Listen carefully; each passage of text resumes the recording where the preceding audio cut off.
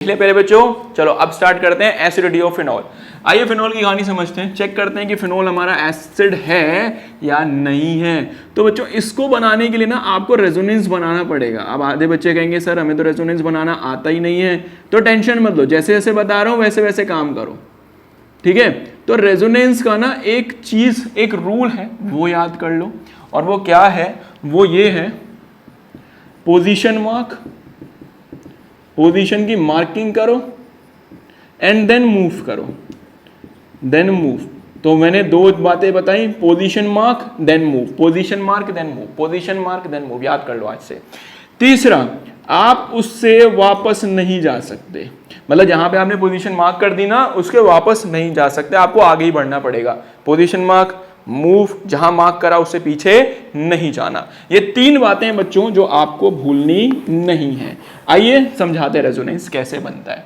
तो देखो बच्चों, एक और चीज, जब भी कभी हम रेजोनेंस बनाएंगे तो उसकी एक और कंडीशन है, हमारे पास जो इलेक्ट्रॉन्स का फ्लो होता है वो हमेशा हाई डेंसिटी से लो डेंसिटी की तरफ होगा। बात समझ में आई? तो जहां पे इलेक्ट्रॉन ज्यादा होंगे वहां से कहां फ्लो करेगा, लो डेंसिटी की तरफ फ्लो करेगा। तो रियल लाइफ का नियम है कि जहां कोई भी चीज ज्यादा होगी वहां से वहां की तरफ फ्लो करना स्टार्ट करेगी। तो 3-4 बातें जो आपको ध्यान रखनी है रेजोनेंस बनाते वक्त, इलेक्ट्रॉन का मूवमेंट हाई से लो होगा, पहले पोजीशन मार्क होगी देन मूवमेंट होगी। जहां आपने पोजीशन मार्क कर दी उससे पहले आप कुछ नहीं कर सकते, उसके आगे ही बढ़ना पड़ेगा। ये बात आप लोगों को आज से याद रखनी है, ये बातें भूलनी नहीं है। चलिए शुरू करते हैं, रेजोनेंस बनाते हैं। जल्दी बताइए, यहां पे इलेक्ट्रॉन ज्यादा है या कम है? अभी आप कहेंगे भैया कुछ समझ नहीं आ रहा, कहां ज्यादा कुछ कम। तो एक काम करते हैं, ऑक्सीजन एक इलेक्ट्रोनेगेटिव एलिमेंट, ऑक्सीजन ने क्या करा, ऑक्सीजन ने बोला भाई मुझे मेरे इलेक्ट्रॉन दे, और हाइड्रोजन को बोला कि चलो ठीक है मैं किस फॉर्म में बाहर निकल जाता हूं, H+ फॉर्म में बाहर निकल जाता हूं। तो H+ जैसे ही बाहर निकला, इसके पास क्या आ गए प्यारे बच्चों, इसके पास अपने 2 इलेक्ट्रॉन्स आ गए। बोलो बात समझ में आई कि नहीं आई? H बाहर निकल चुका है। तो बताओ एसिड हुआ कि नहीं हुआ? एसिड तो हो गया, पर ये अच्छा एसिड है या बेकार है वो कैसे पता चलेगा? तो इसके लिए हम रेजोनेंस बनाते हैं।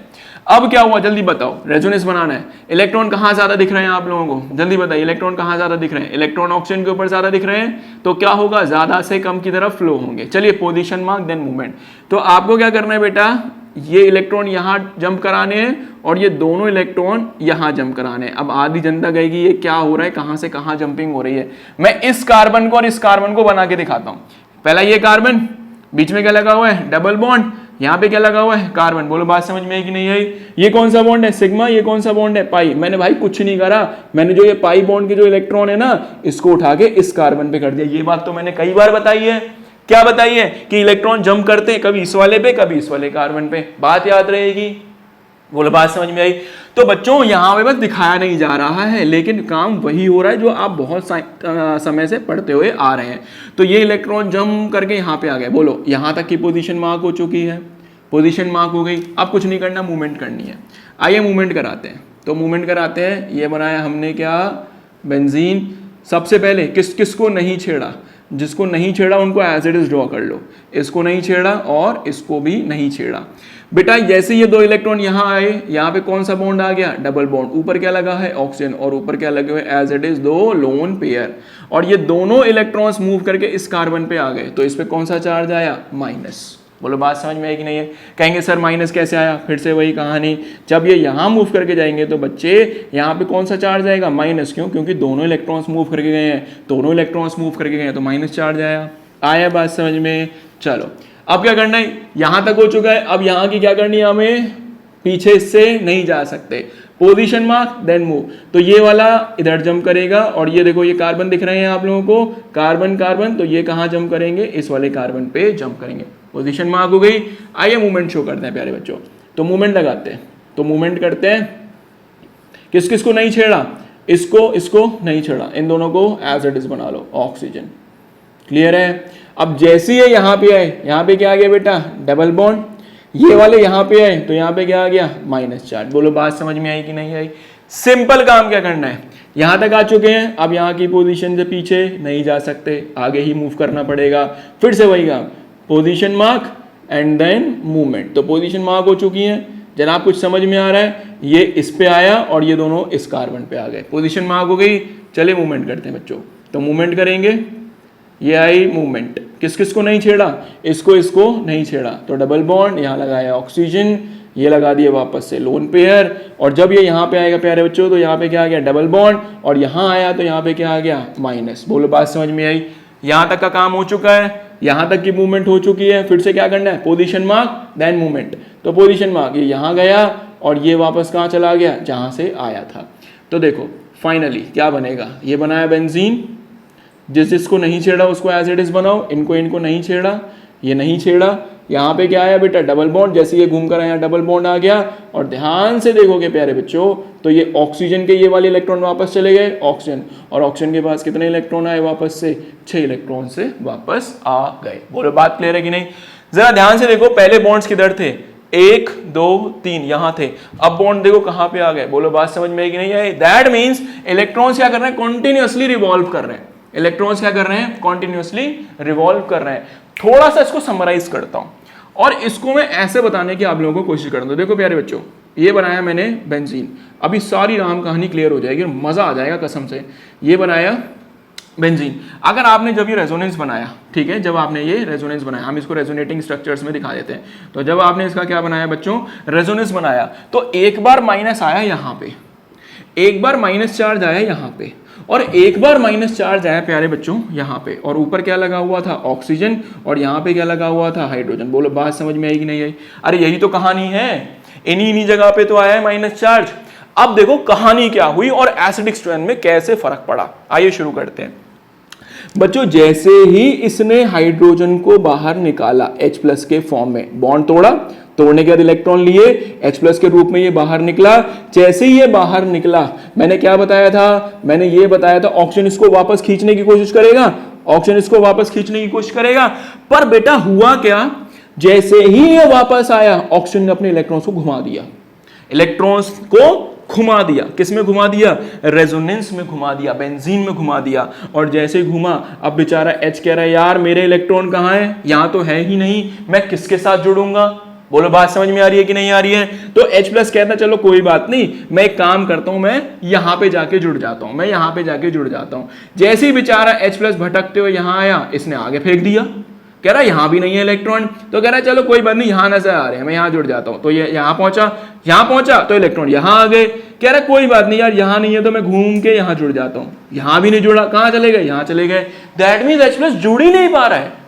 एक बार बाहर निकला तो H+ जुड़ ही नहीं पा रहा है। क्यों नहीं जुड़ पा रहा है? क्योंकि इलेक्ट्रॉन्स जो ऑक्सीजन ने उसे खींचे थे उनको रेजोनेंस में गोल गोल घुमाए जा रहा है, गोल गोल घुमाए जा रहा है, जुड़ ही नहीं पा रहा। तो बताओ क्या ये एक अच्छा एसिड हुआ कि नहीं हुआ? हुआ। क्यों हुआ? क्योंकि H+ बाहर निकला हुआ है, H+ जुड़ा हुआ नहीं है, और जब तक H+ अटैच नहीं होगा तब तक ये बेकार एसिड नहीं कहलाएगा। तो प्यारे बच्चे, फिनोल्स जितने भी हैं, phenols are good acid when compared to alcohol. आप कहेंगे जनाब कि भैया हमें समझ नहीं आया कि ऐसा कैसे हो गया। आप देख मेरे प्यारे बच्चे, CH3OH क्या हुआ था, खींचा, क्या चार्ज आया माइनस, क्या चार्ज आया प्लस। अरे जैसे ही टूटा वापस नहीं जुड़ गया था इसके साथ, यहां जुड़ रहा है, नहीं जुड़ रहा। तो जल्दी बताओ इन दोनों में अच्छा एसिड कौन हुआ? इन दोनों में अच्छा एसिड ये हुआ, और ये वाला बेकार एसिड हुआ। बेटा गारंटी पेपर में जरूर आएगा, जरूर अच्छे से पढ़ के जाना इस टॉपिक को।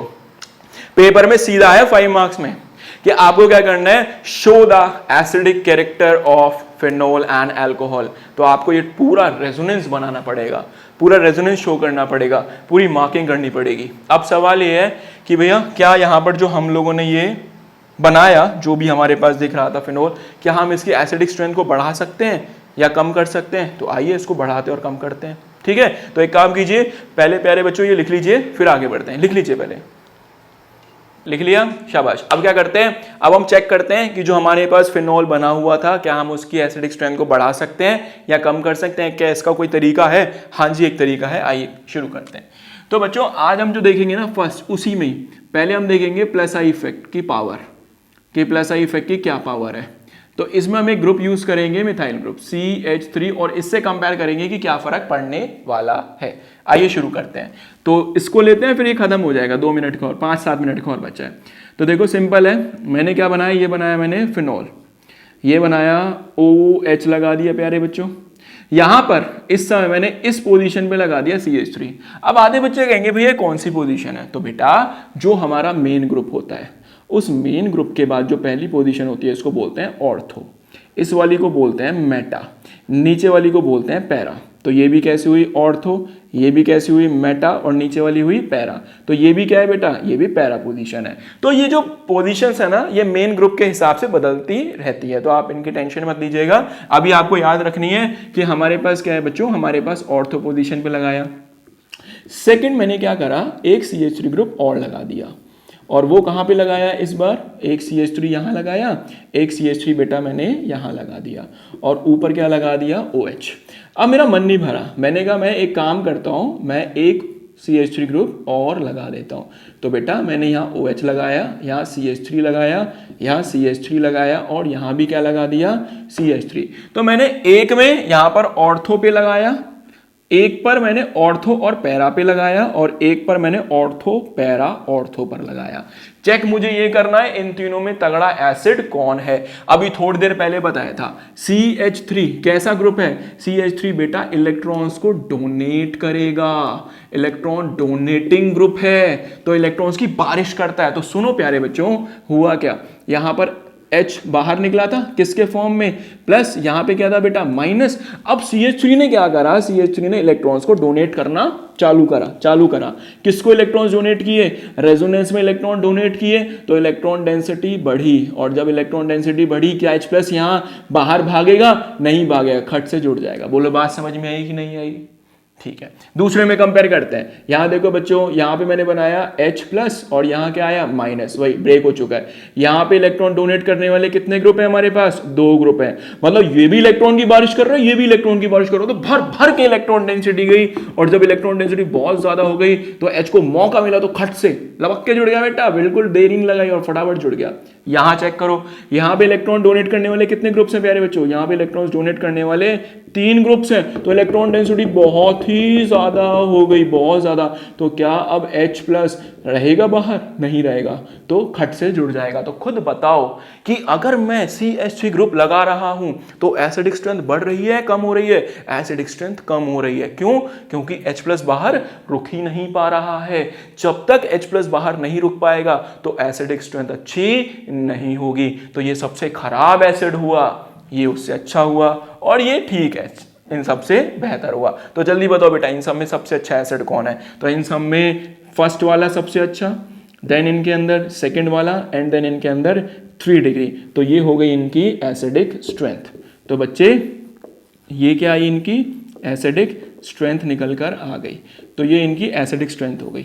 आज से भूलना नहीं है, ठीक है। अब ऐसा क्यों हुआ, कोई आपसे पूछे कि ऐसा क्यों हुआ, तो आप सीधा बोलेंगे कि सर यहाँ पे एक चीज जनरेट हुई थी, इलेक्ट्रॉन डेंसिटी, और वो कैसी थी, बहुत ही ज्यादा हाई थी, इसीलिए H प्लस बाहर नहीं जा पाया, इसलिए वो जुड़ा रह गया। क्लियर है, बात समझ में आई कि नहीं आई। अब एक काम करते हैं, अभी तो मैंने एसिडिक स्ट्रेंथ को कम करा है, अब मैं एसिडिक स्ट्रेंथ को बढ़ा के दिखाता हूं आप लोगों को। तो यहां पे मैंने एसिडिक स्ट्रेंथ को डिक्रीज करा है, इसकी एसिडिक स्ट्रेंथ सबसे वीक, तो ये वीकेस्ट एसिड है प्यारे बच्चे, इन तीनों में वीकेस्ट, ठीक है। ये इन तीनों के अंदर ये एक स्ट्रॉन्गेस्ट एसिड है, ठीक है, तीनों के अंदर। क्लियर है। अब हम क्या करते हैं, इनकी एसिडिक स्ट्रेंथ को बढ़ा के देखते हैं। तो आप एक काम कीजिए, पहले लिखिए फिर आगे बढ़ते हैं। लिख लीजिए बच्चों, लिख लिया बच्चों। तो आप क्या करते हैं, अब एसिडिक स्ट्रेंथ को बढ़ा के देखते हैं कि एसिडिक स्ट्रेंथ किस तरीके से बढ़ सकती है। तो आइए एसिडिक स्ट्रेंथ को बढ़ाते हैं। तो फटाफट डालते हैं -I इफेक्ट, और इसके अंदर जो हम ग्रुप लेंगे वो लेंगे NO2 बेटा। NO2 एक ऐसा ग्रुप है जो इलेक्ट्रॉन डेंसिटी को कम कर देता है, इलेक्ट्रॉन डेंसिटी को डिक्रीज कर देता है, मतलब इलेक्ट्रॉन्स को खींच लेता है।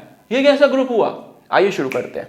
देखिए समझाते हैं आप लोगों को। तो मान लीजिए मैंने अपने 3 फिनॉल बनाए, पहला फिनॉल बनाया, ये लगाया O, यहाँ लगाया H प्लस माइनस, यहाँ लगा दिया NO2।